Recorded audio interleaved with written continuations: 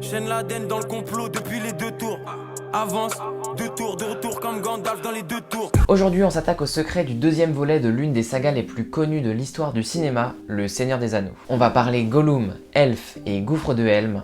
Vous l'aurez compris, je suis de retour pour vous parler des 2 tours. Bon allez, on y va, mais juste avant, si t'as pas vu ma première vidéo qui parle des anecdotes sur le premier film, tu peux la voir juste ici dans le petit i, tu peux la regarder maintenant ou après cette vidéo là, comme tu veux. Bon, on va commencer doucement, je vous garde les meilleurs secrets pour la fin. Étant donné que leur sang est noir, ça semblait logique que l'intérieur de la bouche des orques le soit aussi à la place d'être rose. Et c'est pour ça qu'avant chacune de leurs prises, les acteurs qui les jouaient devaient prendre une espèce de bain de bouche à la réglisse. Toujours dans la catégorie créatures de la Terre du Milieu et que je vous ai un petit peu teasé dans l'intro, on va parler des Ents. Et l'animatronique de l'Ent sur le tournage mesurait plus de 4 mètres de haut. Les acteurs de Pipin et de Merry tournaient souvent des scènes sur l'épaule de cette animatronique et donc devaient monter dessus pour jouer. Sauf que c'était tellement chiant de les faire monter et descendre de leur perchoir que parfois on leur donnait leur repas de midi avant qu'ils montent, comme ça ils pouvaient rester dessus pour manger juste à deux pendant que tout le reste de l'équipe partait prendre son déjeuner un peu plus loin sous une tente ou je ne sais quoi. Et pour finir avec l'Ent, on peut dire que sa voix a été enregistrée par John Rhys Davies. Oui, t'as bien entendu, c'est l'acteur qui joue Gimli qui a aussi doublé l'Ent. Et le pire dans cette histoire, c'est que la voix a été enregistrée sans aucune retouche par ordinateur. C'est vraiment comme ça que ça a été enregistré. Il a juste suffi que l'acteur parle dans un mégaphone en bois et hop, le tour est joué. Maintenant, si on parlait du casting et des anecdotes qui l'entourent. Parce qu'à chaque fois, c'est quand on parle des acteurs qu'il y a le plus de trucs à dire. Déjà, on peut compter 3 petits caméos subtils dans le film. À savoir celui du designer Alan Lee, ici, celui du producteur exécutif Dan Hena juste à côté à cet endroit, mais surtout celui du réalisateur Peter Jackson pendant la bataille du gouffre de Helm à ce moment-là. Et si vous êtes vraiment attentif, vous avez peut-être aussi aperçu le réalisateur ici dans le premier film de la saga, et à cet endroit dans Le Retour du Roi, film dont je parlerai dans 2 semaines sur la chaîne, abonnez-vous, activez la cloche. Allez, bon, je sens que les caméos ça vous saoule, maintenant on passe aux vrais acteurs. Pour commencer, sûrement l'anecdote la plus connue, c'est quand Viggo Mortensen shoot dans le casque dans cette scène, il était censé donner le coup dans un autre casque mais s'est trompé et a donc tapé dans un vrai casque en métal. Du coup, il s'est cassé les 2 orteils sur le coup mais a décidé de terminer la prise.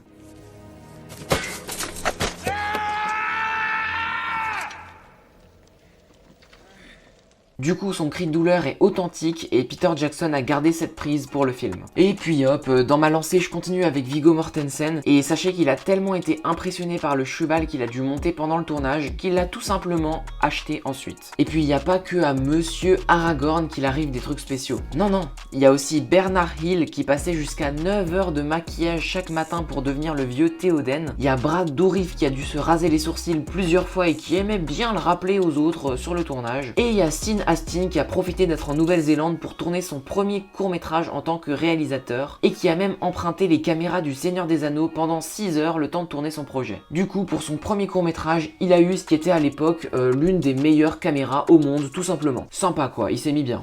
Si on fait le compte, on a parlé de plein d'acteurs, mais il y en a un qu'on a complètement oublié.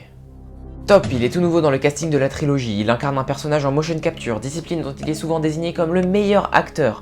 Il joue également dans La Planète des Singes et dans Le Prestige, c'est oui là-bas monsieur? C'est la mer Noire.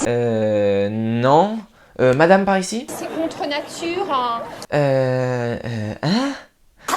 Oh, là-bas, j'ai cru que je l'ai entendu. On se rapproche?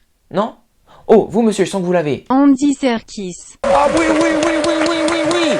Donc Andy Serkis a proposé une interprétation incroyable de Gollum en motion capture, en s'inspirant notamment des héroïnomanes en manque et d'un chat qui est en train de cracher une boule de poil. L'acteur était grandement impliqué dans le rôle et a notamment bu des litres et des litres d'un mélange de miel, de gingembre et de citron qu'il appelait jus de Gollum pendant le tournage, pour éviter que sa voix s'use trop vite. Au final, il offre une performance juste spectaculaire et pourtant il n'a pas été nommé aux Oscars. En fait, c'est parce que le règlement de l'Académie est très strict et il stipule que tous les acteurs dont on ne voit pas vraiment le visage ne peuvent pas être nominés. Donc malgré le fait que presque tout le monde soit d'accord qu'il aurait au moins mérité une nomination, il n'a pas pu être nominé. Mais comme dit juste avant, ça enlève pas le fait qu'il était excellent. Et même si aujourd'hui ça semble évident que ce soit lui qui joue Gollum, à l'époque ça l'était pas forcément. Au départ, l'acteur devait seulement faire le doublage voix de Gollum. Sauf que le réalisateur a tellement été impressionné par ses castings voix qu'il a décidé de aussi lui offrir le rôle physique. Et en proposant ça, le réal a vraiment bien fait chier l'équipe de la post-prod. Eux, ça faisait 2 ans qu'ils avaient terminé le design de Gollum et dont ils étaient super fiers, et ils ont dû tout refaire en 2 mois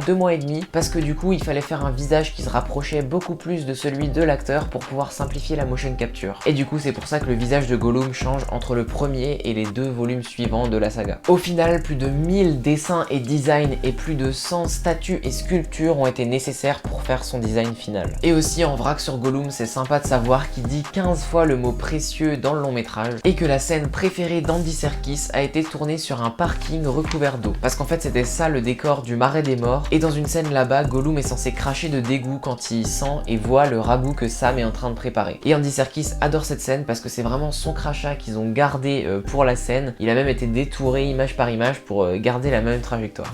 Il y a encore un aspect de la création du film dont on n'a pas du tout parlé, et c'est celui des objets, accessoires et miniatures qui ont été fabriqués pour le projet. Il y a bien eu quelques créations comme l'armure de Gimli qui pesait environ 30 kg et celle des soldats du Rohan qui pesait jusqu'à 80 kg, ou encore des chevaux entiers construits en polystyrène pour les scènes où l'on voit des chevaux morts. Mais le plus impressionnant, c'est vraiment les miniatures des lieux, ou plutôt les bigatures comme ils les appelaient. On a par exemple la maquette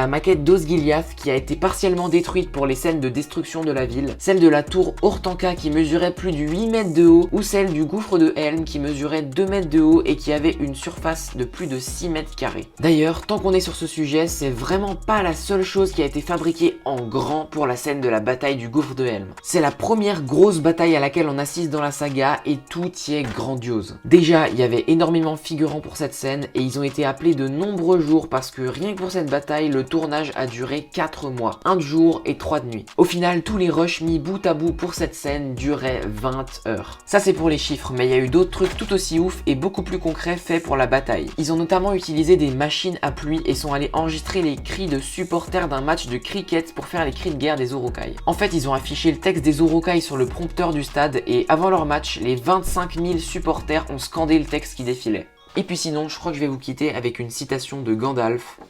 La bataille du gouffre de Helm est terminée, mais la bataille de la Terre du Milieu vient de commencer. What General Weygand called the Battle of France is over. I expect that the Battle of Britain is about to begin.